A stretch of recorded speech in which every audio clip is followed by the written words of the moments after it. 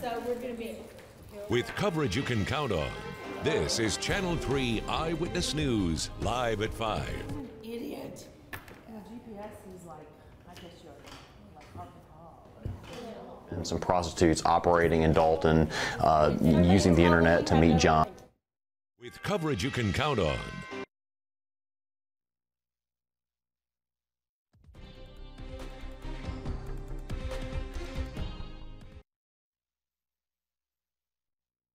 She was at the heart. Oh, I don't know. Did they take a picture? A few. I already saw them. They were terrible. Is it like right after? Yes, I do. Just control. From two people who've never taken. Yeah, no, trust me. They're out there. Hey, Katie. Yes. I'm sorry. Picture turned out okay. Yes, thank you. If they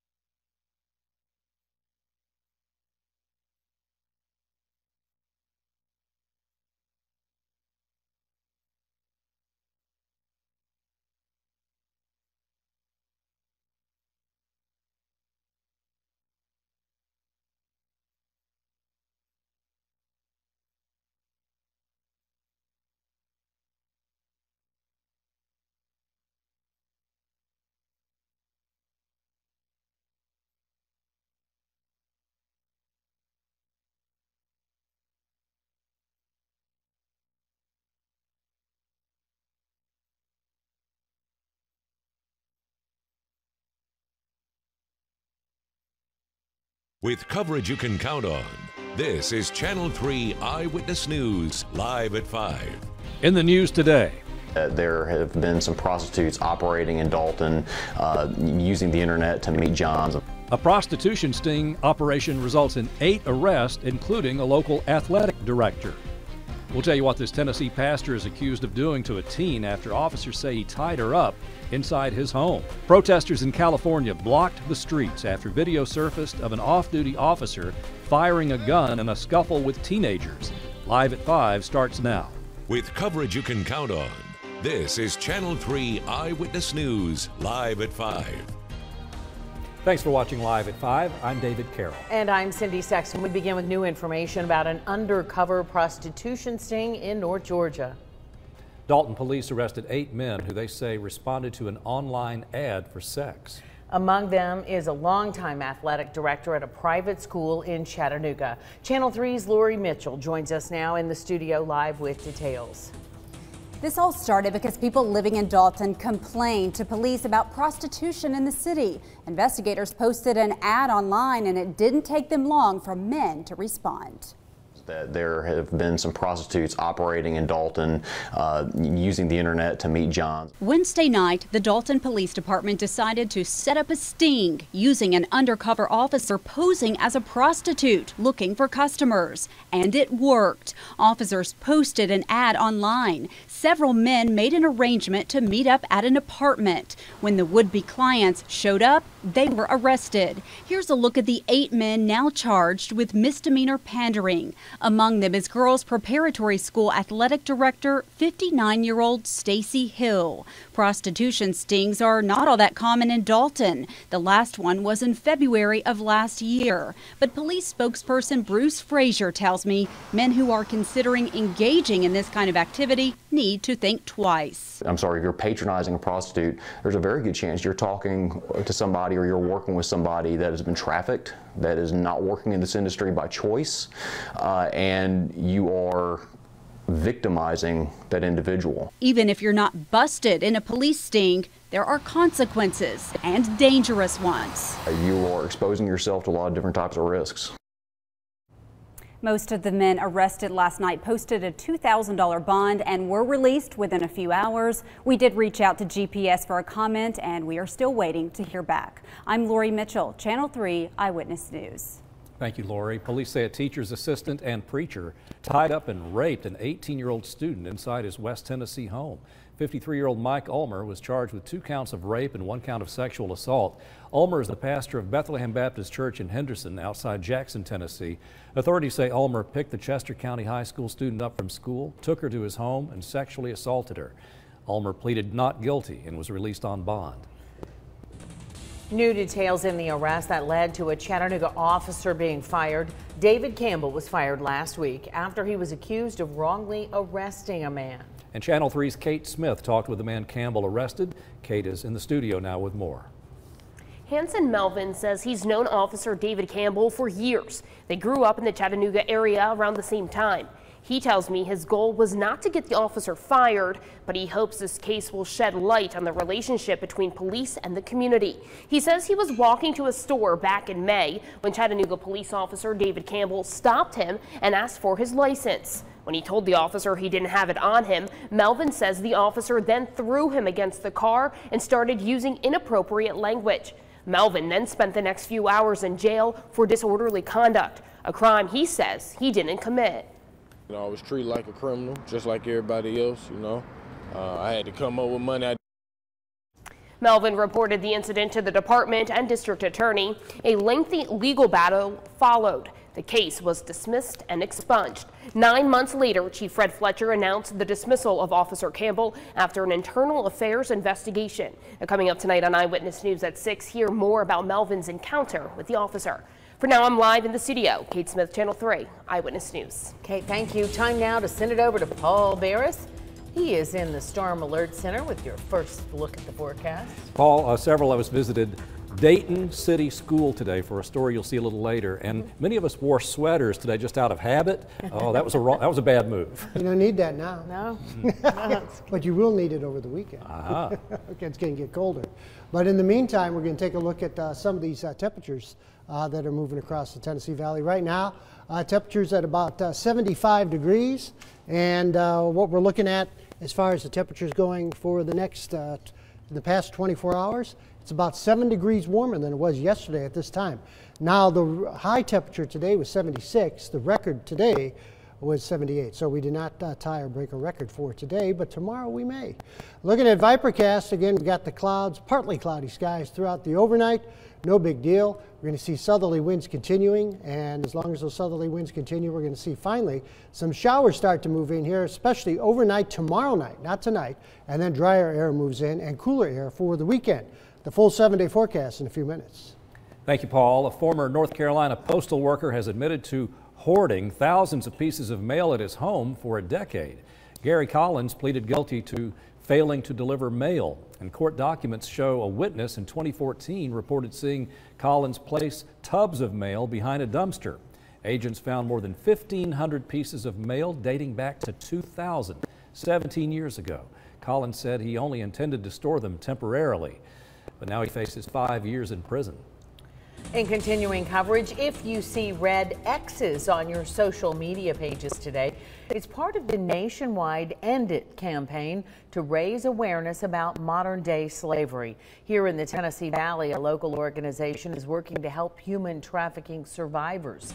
Tanisha Cordell joined us live with more on those efforts. Tanisha.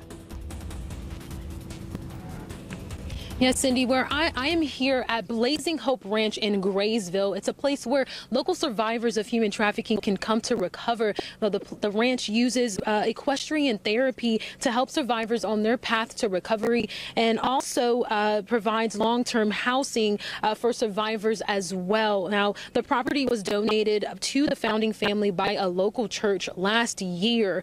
Coming up at 6, I'll introduce you to one of the founders and why he says it's so important to bring more awareness to human trafficking in your community. Coming up at 6. Live in Graysville, Tanisha Cordell, Channel 3 Eyewitness News. Thanks, Tanisha. Residents in Anaheim, California marched in protest last night after video came out of an off-duty officer in a scuffle with a teenager that showed the policeman pulling out his gun. Multiple versions of this video have surfaced online. The video shows the officer pull out a gun and fire a single shot. In a statement, police say the officer had, quote, ongoing issues with teenagers walking across his property, apparently to get to a school nearby. The teen's mother says she was told by police her son was arrested for threatening to shoot the officer. I mean, but does it really need to escalate to the point where you have to shoot at a child? Do you have to aim a weapon at a child? Do you have to you have to verbally harass or assault, the minors? The Anaheim mayor is promising an impartial investigation. Still ahead on Live at 5. The Trump administration is changing the guidelines when it comes to rights for transgender students. Dual energy technology that allows radiologists to remove overlying structures and see things that would have ordinarily been blocked is now available in our area. Coming up in Eye on Health, we're going to show you how this works.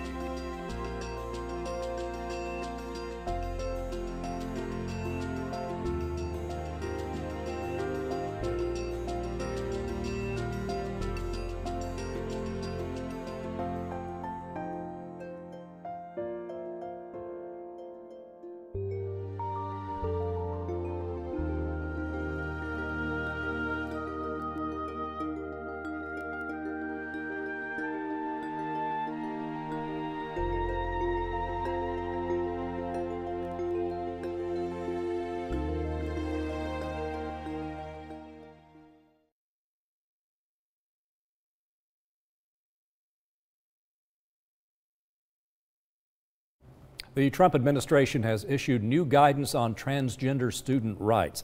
Late yesterday, the president reversed guidelines set forth in the Obama administration. Those guidelines said transgender students should be allowed to use public school bathrooms and locker rooms matching the gender they identify with rather than their birth gender. The Supreme Court and the nation's public schools were notified in letters from the Justice and Education Departments about the change. Advocates for transgender rights say the Obama directive was necessary to protect students from discrimination, while opponents argued it was an overreach. You don't want to be intermingling the sexes, young boys and young girls on school trips, school locker rooms, school showers. That's clearly a violation of privacy. The decision comes as the Supreme Court is scheduled to hear arguments on the controversial issue next month. In Alabama, a Senate committee has advanced a bill to let faith-based adoption agencies, including those that care for state foster children, turn away gay couples on religious grounds. The Senate Health Committee voted 6-1 for the legislation that would prohibit the state from refusing to license or contract with adoption groups that refuse services to people on religious grounds. Again, that's in Alabama. And still ahead on Live at 5, new imaging technology allows doctors to see what a normal X-ray wouldn't show. And later we'll show you why more millennials are signing up for Botox. And I'll be telling you all about this warm weather that's going to continue as the jet stream bubbles up over the eastern half of the country in a few minutes.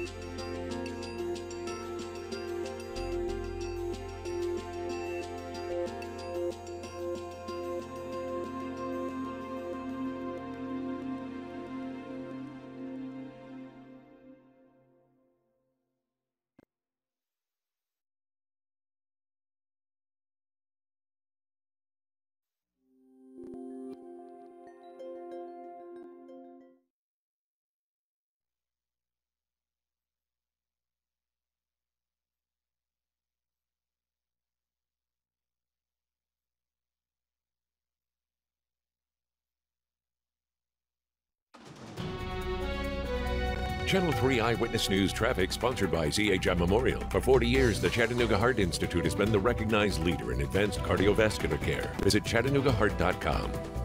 Watch out for rush hour delays if you travel on I-24 eastbound, moving from downtown to the 75 split. Right now, your commute time's looking at about 11 to 13 minutes. According to TDOT, seeing some heavier traffic as you head through that ridge cut the closer you get to that 75 split. Also, Chattanooga police working to clear a handful of accidents. Gun Barrel Road at Jarnigan, also one on Amicola Highway at South Creek, and look out for an accident on Lee Highway at Perimeter Drive. From the US 101 Information Center, it's Mo with your Eyewitness News traffic. There's so much happening just a little bit to the west of us. We're getting record warm temperatures across much of the eastern half of the country right now. Jet stream bubbling up, and right along that jet stream, there's a blizzard. That's right in here, out over the northern part of Iowa, Minnesota, all the way into Nebraska, South Dakota, blizzard-like conditions, blizzard warnings in effect. They expect 1 foot to 1.5 foot of snow out there. The wind's blowing 50 miles an hour or so. And just south, a little bit of rain. Further north, hardly any snow at all, just some really cold temperatures. So all this rain's off to the north of us, and we're going to see some of that come in, probably coming up into late Friday night and into Saturday morning. But it's going to be out of here really fast, and it's not going to give us that much rain. Winds out of the south, southwest at about 8. Pollen count still way up there, almost 300. 75 Dalton, and in the city, 78 in Cleveland, 73 Athens, 70 in Murphy. Fort Payne is 73, 76 and 52 for the high and the low for today, and we're almost 2 inches below normal in rain. Skywatchers gave me these wonderful numbers. Chatsworth 77, Calhoun 77, 76 Dalton, 76 in Trenton, 75 Cleveland, Ooltewah, 76 Soddy Daisy, to about 75 in Red Bank, North Chattanooga, Ringgold even at 72, Varnell 77, Turtletown, Murphy 76, out in the Blue Ridge Mountains, 76 into Jasper and Pikeville, 69 Kegel Mountain, Coalmont 70, and Danny Stewart says, we'll probably pay for it. He may be right, but I don't see anything yet.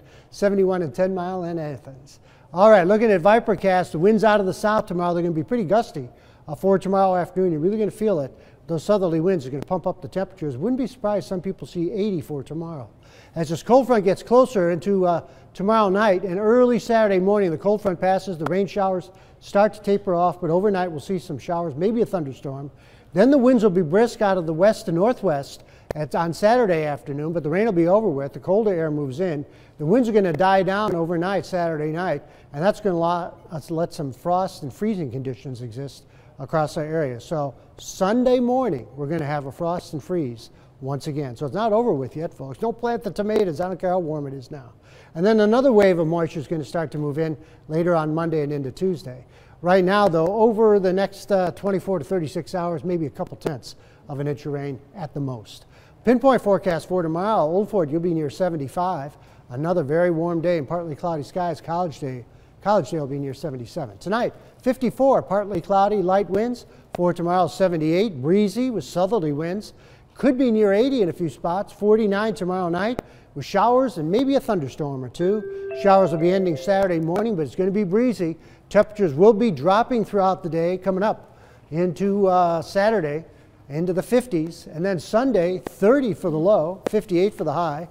And then about 62 on Monday with some showers. Better chance for some rain later Tuesday and into Wednesday.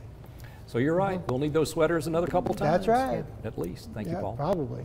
Well, nearly 3 months after wildfires tore through Sevier County, the largest employer in Gatlinburg is breaking ground on a $150 million project to rebuild.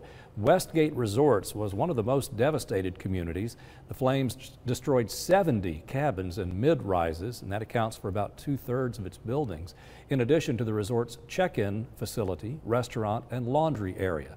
Contractors have now cleaned out debris for more than 40 of the 72 cabins that burned. The resort is expected to be complete within 2 years. The latest imaging technology that allows radiologists to remove overlying structures and get a much clearer view and see things that were once blocked is now available right here. Latrice Curry has more in Eye on Health. You're looking at the latest imaging technology. Typically, an X-ray will be done with a single high-energy X-ray beam, and that produces these two images that you see here. With dual energy, there's both a high and a low energy beam, which allows us to then subtract out the bone or the soft tissues. Dr. Brin is a radiologist at Memorial Ooltewah Imaging Center, the only place where this technology is currently available in our area. This latest technology is useful for radiologists when it comes to getting both chest and abdominal images. We've caught pneumonia, we've caught pneumothoraces that were hidden underneath the scapulas. We have caught lung lesions. The soft tissue image can also increase nodule visibility and better visualizes cardiac calcifications. So in my initial report, I could say this patient has nodules, they're benign, there's no reason to do anything else. That saves the patient time and money while providing them with a big sense of relief. Latrice Curry, Channel 3, Eyewitness News. And there's a new twist in the Botox craze. It apparently is no longer just for people of a certain age trying to recapture their youth. Botox use among millennials has increased in recent years. Botox injections for 19 to 34-year-olds jumped 41% in the last 6 years. That means millennials got more than 500,000 Botox procedures just 1 year. Some claim it's not a need, but rather a different kind of skincare treatment. Doctors believe the desire for the perfect picture is the reason Botox is becoming popular among millennials. I think it really has a lot to do with social media. Our young millennials are so used to taking selfies. I think that they have really evaluated how they look because of all these photos. If I have a patient that comes in, they're 18 years old, they don't have any lines, I might say, you know what, why don't you wait a couple years and come back? I don't think it's necessary right now. Perhaps counseling would be called for. That's my opinion, sorry. One session costs an average of $382, and patients must be at least 18 years old to receive Botox. I like it when you give your opinion, I do. Well, academically gifted teens are less likely to smoke than their peers, but, and this may surprise you, more likely to use alcohol and marijuana. Researchers say these patterns tend to continue into adulthood, contradicting the belief that smart kids only experiment with these substances. High-achieving older teens were twice as likely to drink alcohol regularly, but less likely to binge drink than those with average or low grades. That's what the researchers tell us. And still ahead on Live at 5, a teacher sent a letter home to a mom, but in this case, not because of bad behavior in class. It was a result of what the mom packed in her 3-year-old's lunchbox. We'll fill you in.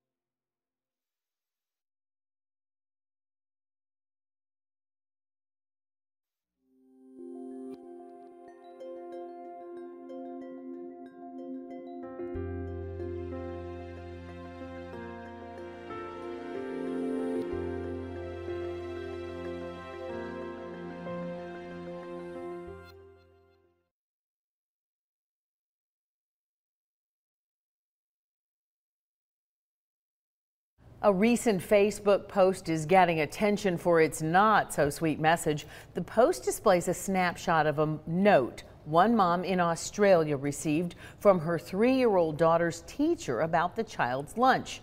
Here's the problem. It was a slice of chocolate cake. The note had an unhappy face in red at the top, and the message to the mother was, "Please choose healthier options." A family friend says the homemade cake was left over from a family birthday party. The school policy requests that processed cake and biscuits not be a part of lunch. Well, we talked earlier about a visit to Dayton City School today. Here's what was going on. A Dayton City School 3rd grader is now in the running for a big national prize. There's a contest, and the theme is, how do you see the future? And it's Doodle for Google's homepage. Well, this is how Sophia Hicks sees the future. She says the Earth will be a better place in the future with homes for everyone and more compassion worldwide. Sophia entered the Doodle for Google contest, and her drawing is the statewide winner for Tennessee. And what I think we were really looking for was, what are the great ideas that our young people have to change and shape our next generation for the better? I hope that if something like this does come true, I hope that no one will be homeless and everyone will have a home. Isn't that nice? Now you can vote for Sophia's Doodle in the National Doodle for Google competition. In fact, the website will be up and running at 8 o'clock tonight. Once again, that's Doodle, the number 4, doodleforgoogle.com. She's good. Very good. Yeah. New at 5, an anonymous donor gave the gift of reading to local children. United Way of McMinn and Meigs counties received an $8,000 donation. Funds will be distributed to benefit the Dolly Parton Imagination Library and Let's Read 20 initiatives. The programs partner with community organizations to provide free books to children, encouraging childhood literacy for families with limited resources. Coming up on Live at 5:30, if you're getting a tax refund, what are you going to do with it? Spend it or save it? Well, you forgot the third option. It may already be spent. If you need suggestions on what to do, we'll show you how most of us, we're told, will put that tax refund to good use.